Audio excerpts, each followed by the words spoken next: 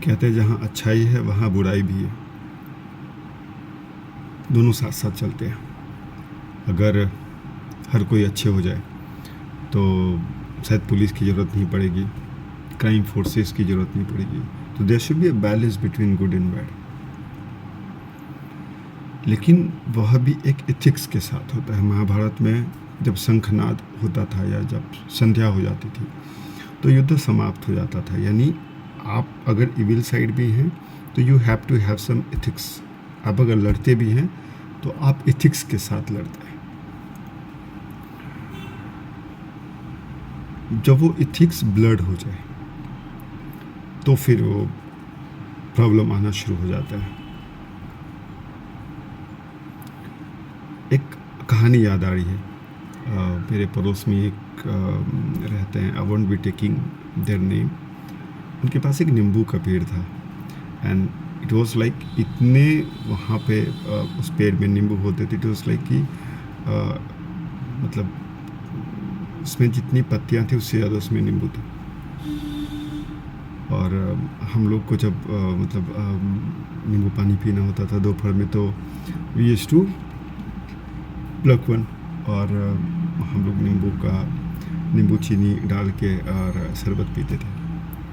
ये उन्हें पसंद नहीं आता था कि उनका कहना था कि वो भले ही गिर के सड़ जाए but you are not authorise to even take one. Mostly हम लोग 6ठी 7वीं में थे और रिजल्ट ये हुआ कि रिट्रीट होकर उसने एक दिन पेड़ काट दिया।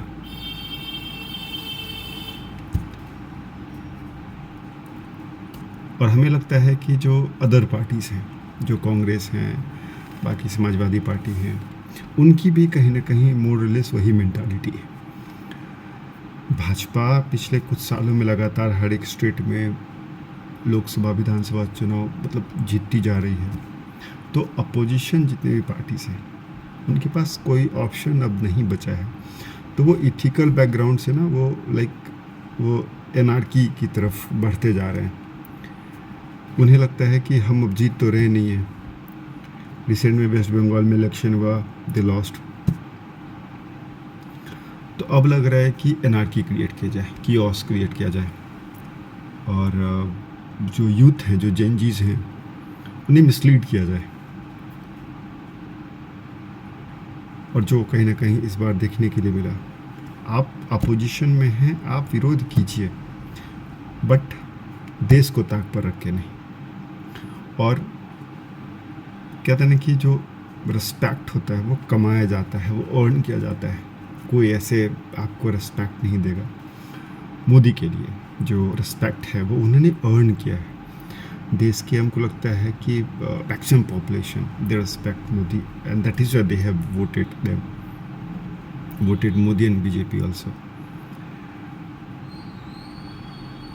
तो अगर आप वह नहीं करेंगे, अगर आप कियोस फैलाने की कोशिश करेंगे, डिसरिस्पेक्ट करने की कोशिश करेंगे। वही वाकया है कल परसों का।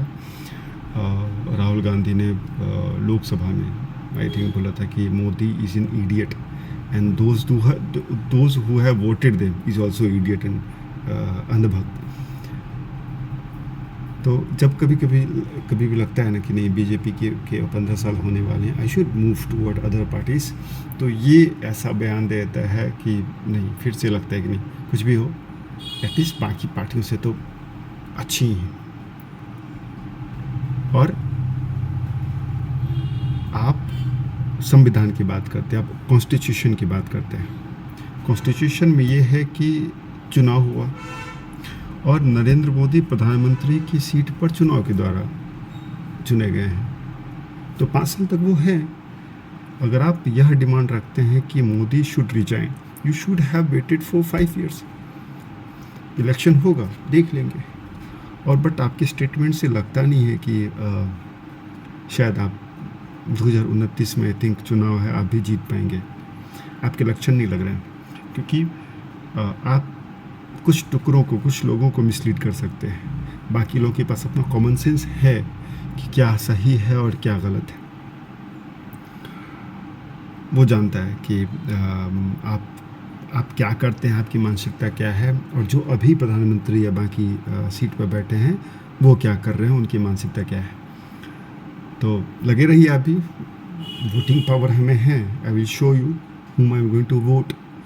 और अगर आपकी यही स्टेट ऑफ माइंड रही तो आई एम डैम श्योर कि 29 में भी आपकी सरकार नहीं आएगी और भाजपा की ही सरकार आने वाली है, ऐसा मुझे लग रहा है।